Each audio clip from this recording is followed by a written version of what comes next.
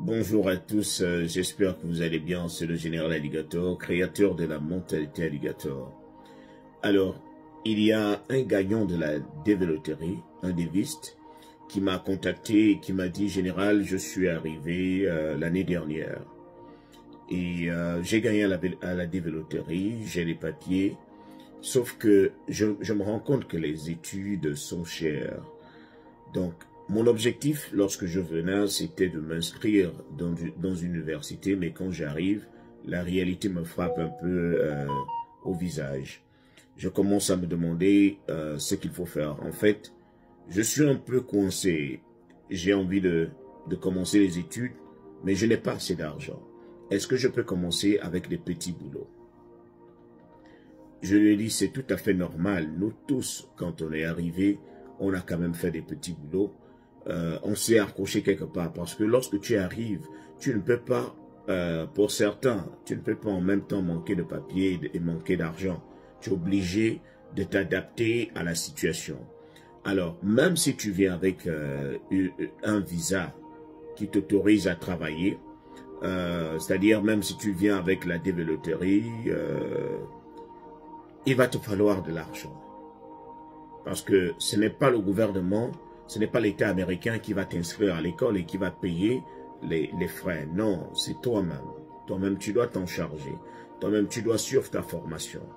Alors, pour suivre une formation, il te faut de l'argent. Et pour se faire de l'argent, il faut travailler. Tu dois payer le loyer, parce qu'il n'y a pas que l'école.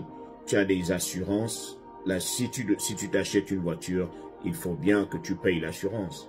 Si tu as un appartement, il faut bien que tu payes le loyer. Et si tu as un téléphone, forcément tu auras un téléphone parce que tu dois faire des selfies pour dire que tu es aux États-Unis. Et donc, il va falloir payer la facture des téléphones. Là où tu vas aller rester, il va falloir payer l'Internet et autres. Donc, toutes ces factures-là ne vont pas se payer gratuitement. Il faut que tu travailles. Alors, beaucoup se lancent dans les petits boulots. Juste, on appelle ça le en attendant. C'est-à-dire, tu pars dans un McDo, tu commences à travailler là-bas 1 année, 2 ans, 3 ans, et tu essayes d'économiser. Alors, mon conseil intervient à ce niveau-là. En fait, lorsqu'on commence avec des petits boulots, il faut déjà avoir un objectif. Lorsque tu commences un petit boulot, il faut te donner un certain nombre d'années pendant lequel tu vas faire ce petit boulot-là. Parce qu'il ne faudrait pas que tu fasses ce petit boulot à tue-tête, sans avoir planifié. En te disant, je vais me faire de l'argent à vitam aeternam. C'est-à-dire sans cesse jusqu'à ce que tu repartes d'ici. Non. Si ton objectif, c'est réellement de repartir à l'école, alors donne-toi un petit temps.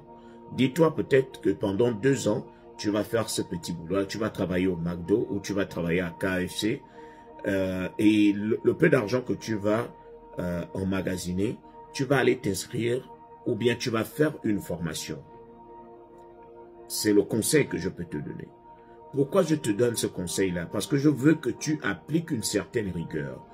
Beaucoup ont dormi. Moi, je sais à quel point, lorsqu'on est arrivé, surtout que j'étais déjà déséquilibré, j'avais déjà un handicap, donc j'ai dû passer pratiquement quelques années dans les petits boulots. C'était tout à fait normal parce que je cherchais encore ma situation. Mais toi, tu viens déjà avec une situation bien arrangée, tu n'auras pas de problème de papier. Donc, lorsque tu vas aller travailler quelque part, fixe-toi un temps pendant lequel tu dois travailler à cet endroit-là et tu dois repartir tout de suite. Soit tu fais une formation parce qu'il te faut de la compétence. Ce qui donne beaucoup plus de l'argent aux gens, ce sont ceux-là qui ont de la compétence, qui ont un skill. Un skill, c'est une habileté, c'est quelque chose que tu saches faire. Qu'est-ce que tu sais très bien faire? Donc, il faut une formation pratique. Je ne te parle pas ici de la haute littérature qui, au finish, ne va rien te donner. il te faut une formation bien pratique qui va te permettre, c'est-à-dire, même si on t'enlève le diplôme, tu restes toujours professionnel, tu restes toujours avec quelque chose en main. Donc, il te faut forcément une formation. L'inconvénient, lorsqu'on commence avec des petits boulots, c'est qu'on s'habitue à de l'argent. C'est-à-dire, tu t'es donné un certain nombre d'années et c'est pas n'importe qui arrive à facilement sortir de là. C'est comme un puits. Lorsque tu te lances dans des petits boulots, tu commences à t'y habituer. Tu commences même à penser que c'est tout ce que tu sais faire ici, ou c'est tout ce que tu pourras savoir faire. C'est-à-dire, tu vas même commencer à avoir peur de sortir de cette zone de confort. Tu vas te dire, ah, je suis, avec les petits boulots que je fais, j'arrive déjà à couvrir mes factures. Mais si je quitte et que je décide d'aller faire une formation, je ne vais plus travailler à plein temps. Donc, du coup, l'argent va baisser. Parce qu'ici, lorsque tu ne travailles pas, l'argent ne passe pas. Tu travailles, on te paye par rapport à aux heures, au nombre d'heures que tu travailles.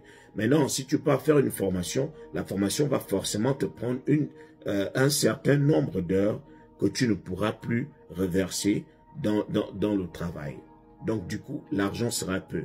Et imagine quelqu'un qui a déjà des charges, qui a déjà une femme à la maison, qui a déjà un enfant, peut-être 2. Il va commencer à se dire, ah, si je pars faire une formation, mon paycheck, c'est-à-dire mon salaire à la fin de la semaine sera divisé par 2. Et avec cette somme-là, je ne pourrai pas couvrir les dépenses de la maison. Donc, tu commences à cogiter. Et c'est ce qui fait en sorte que beaucoup qui ont commencé dans les petits boulots ont duré là-dedans parce qu'ils commençaient à se dire, ah, si je lâche, je ne suis pas sûr que j'aurai assez de moyens pour survivre. Donc, il faut une certaine rigueur. Une certaine rigueur. Il faut que toi-même, que tu saches écrire tes rêves pour que tu ne t'en éloignes pas. Il faudrait que chaque matin, lorsque tu te réveilles, tu as écrit quelque part qu'en 2024, je dois être à ce niveau-là. Je devrais déjà être en train de faire ma formation. Ou 2024 doivent me trouver en train de chercher un vrai boulot, par exemple. Tu es venu avec un rêve. Maintenant, tu t'es accroché à un petit boulot. Ce n'est pas que les petits boulots ne peuvent pas te permettre de réaliser tes rêves. Ils peuvent aussi, parce que tout dépend de ton rêve. Il y a aussi des gens qui se sont en sortis avec des petits boulots. C'est-à-dire, dès qu'ils ont emmagasiné un peu d'argent, ils ont commencé à investir. Sans pourtant repartir dans les formations et autres, ils ont commencé à investir le peu d'argent qu'ils avaient. Et ils ont prospéré. Donc, toi, c'est une sorte d'organisation, une certaine rigueur que chacun d'entre nous est censé s'appliquer. Ne jamais s'éloigner de ses petits rêves. Même si tu vois qu'il y a déjà un peu d'argent dans les poches, parce que lorsque tu fais des petits boulots, tu commences à t'habituer à toucher le dollar. Et lorsqu'on te dit de laisser un peu une partie de tes dollars et d'aller faire une formation, tu vas trouver que c'est lourd. Et du coup, tu commences à rester là, tu ne bouges plus. Tu décides de passer toute ta vie, par exemple 20 ans, à faire de petits boulots. Maintenant, laissez-moi vous dire aussi, parce que je ne suis pas là pour dire que les petits boulots ne sont pas bien, non. Je dis chacun a son rêve. Les petits boulots peuvent aussi vous aider à vous développer. Il y a des gens ici que je connais qui ont fait des petits boulots, qui ont travaillé dans des grands restaurants. Aujourd'hui, ils sont propriétaires de restaurants aux États-Unis. Et Dieu seul sait à quel point les propriétaires des restaurants se font de l'argent. Énormément d'argent. Je connais des Tunisiens ici, je connais des Marocains, propriétaires de restaurants, de fast-food, mais qui se ramassent de l'argent. Donc, tout dépend de ton rêve et de ton objectif. Qu'est-ce que tu veux faire? Est-ce que tu veux t'organiser? Comme on le dit souvent, ce n'est pas ce que tu gagnes qui va faire en sorte que tu réussisses, mais c'est ce que tu vas faire avec ce que tu gagnes qui fera en sorte que tu réussisses. C'est sur ce point-là que je vous dis à très bientôt.